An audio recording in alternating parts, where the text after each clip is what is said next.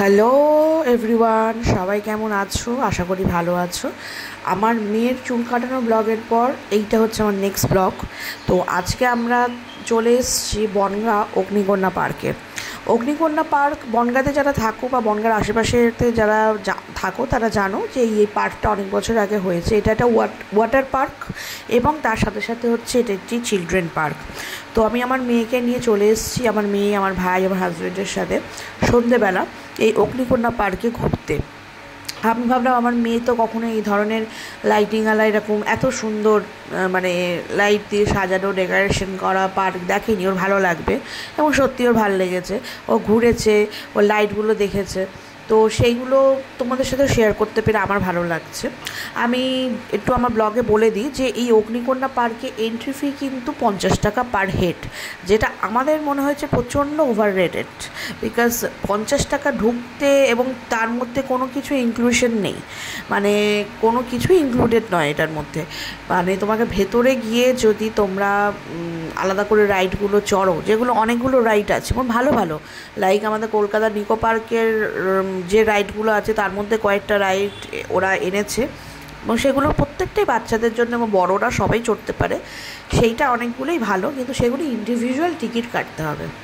তো সেই ক্ষেত্রে এন্ট্রি ফি 50 টাকা বনগাঁর মতো জায়গাতে, যেখানে অনেক মানুষজনই আসেন যারা খুব উচ্চবিত্ত বা অর্থ আছে বিশাল তা নয়। কিন্তু আমার মনে হয়, আমার সাজেশন যে এই টিকিটের টাকাটা যদি একটু 20 মানে ম্যাক্সিমাম 20 টাকা 20 রুপিস করলে আমার মনে হয় বেটার হতো।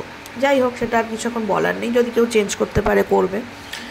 আর এই যে পার্কটা দেখতে পাচ্ছ তোমরা, খুব সুন্দর, সত্যি খুব সুন্দর করেছে। আমার শহর, আমার বনগাঁর বুকে এত সুন্দর পার্ক আমি এই পার্কে এই প্রথম আসছি।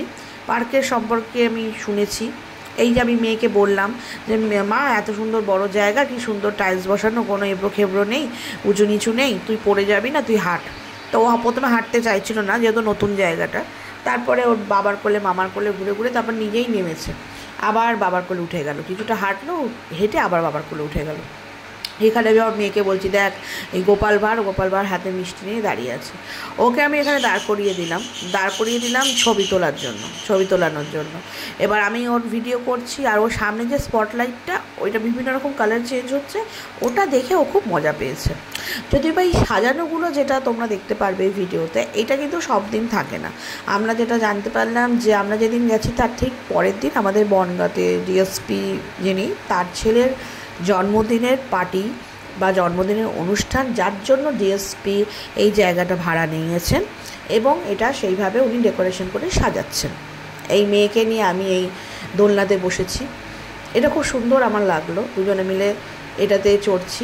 ওকে বললাম ক্যামেরার সামনে তাকিয়ে হাই করো, আর ও হাই করে দিল অ্যাজ ইউজুয়াল। তোমরা তো জানোই, তোমরা আমার বন্ধু যারা আমার ভিডিও দেখো, ব্লগ দেখো, যে আমার মেয়েকে যেটা বলি মোটামুটি ক্যামেরার দিকে তাকিয়ে ও করে। আর একটা বিষয় আমি জানিয়ে রাখি যে এই অগ্নিকন্যা পার্ক শ্রাদ্ধ অনুষ্ঠান বাদে যে কোনো অনুষ্ঠানের জন্য কিন্তু এই পার্ক ভাড়া দেওয়া হয়। এবং তোমরা যদি কেউ মনে করো যে সন্ধেবেলা বা রাতের কোনো অনুষ্ঠান তোমরা এই পার্কে করতে চাও, বিশেষত গরমকালে আমি সাজেস্ট করব না, কিন্তু শীতকালের দিকে যদি কেউ সেই অনুষ্ঠান করতে চাও, তাহলে অগ্নিকন্যা পার্ক কিন্তু খুব ভালো অপশন। বিকজ ওরা লাইট দিয়ে যেভাবে সাজিয়ে রাখে এবং শীতকাল বেসিস যে ব্যাপারটা, সেখানে কিন্তু যে কোনো অনুষ্ঠান করা যায়। এই যে ওনাকে, আমার মেয়েকে বসিয়ে দিলাম আমি এই হাতির ওপর, আর ওর বাবা ধরে বসিয়ে দিয়েছে, আর আমি ভিডিও করছি। ওর মামা ডাইনোসরস দেখাচ্ছে, এই ওকে দেখানো হচ্ছে, ও খুব মজা পাচ্ছে। এইগুলো ফোনের ভিডিওতে দেখেছে, এবার সামনাসামনি এগুলো একটা মিনিয়েচার ও দেখতে পাচ্ছে, দেখে ওর খুব ভালো লাগছে। হ্যাঁ, এই হাতির ওপর উঠেও আবার বলছিল যে হাতিটা চলবে কি না। বললাম যে না, এটা তো সে খেলনা হাতি না, এটা চড়ে না, এটা কোথাও যায় না, এটা হচ্ছে এক জায়গায় বসে থাকে, আর এই পিঠে তুমি উঠেছো। এই একটা ছোটো টয় ট্রেন আছে বাচ্চাদের, যদিও আমরা যে সময় গিয়েছিলাম ফাঁকা ফাঁকা ছিল, যার জন্য বেশি লোকের ভিড় ছিল না। তাই মেয়ের মামা, মেয়ের বাবা আর আমরা এই টয় ট্রেনটা চড়ে ফেললাম। টয় ট্রেনে আমরা উঠবো বলে অপেক্ষা করছি।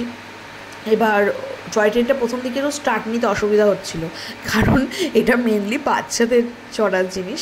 বাট যেহেতু আমরা বড়রাও উঠেছিলাম, একটা ওয়েটের ব্যাপার তো থাকে, তো সেইটা একটু অ্যাডজাস্ট করা হলো।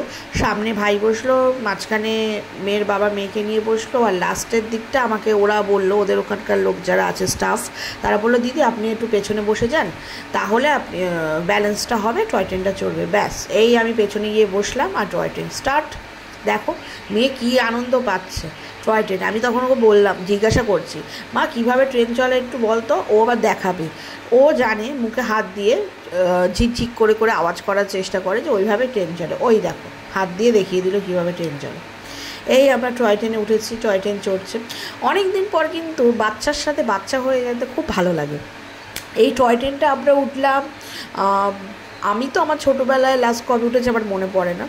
তারপরে আবার এই মেয়ের সাথে মেয়েকে আনন্দ দেওয়ার জন্য উঠলাম, যদিও বা এটা আমাদের ওঠার ট্রেন নয়, কিন্তু হ্যাঁ যাই হোক, মানে ওর সাথে চড়লাম আর কি। ও তো এখন খুবই ছোট, ওকে একা তো বসিয়ে দিয়ে চড়ানো সম্ভব না।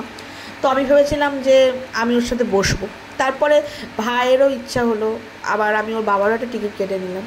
এই আমাদের টয় ট্রেন আমরা চড়ছি। আমার আজকের ব্লগটা খুব ছোট, যদি ভালো লাগে লাইক করো, কমেন্ট করো, শেয়ার করো, হ্যাশট্যাগ পুনমের গল্প, আর ইউটিউব চ্যানেল পুনমের গল্প সাবস্ক্রাইব করো। তোমরা সবাই ভালো থেকো।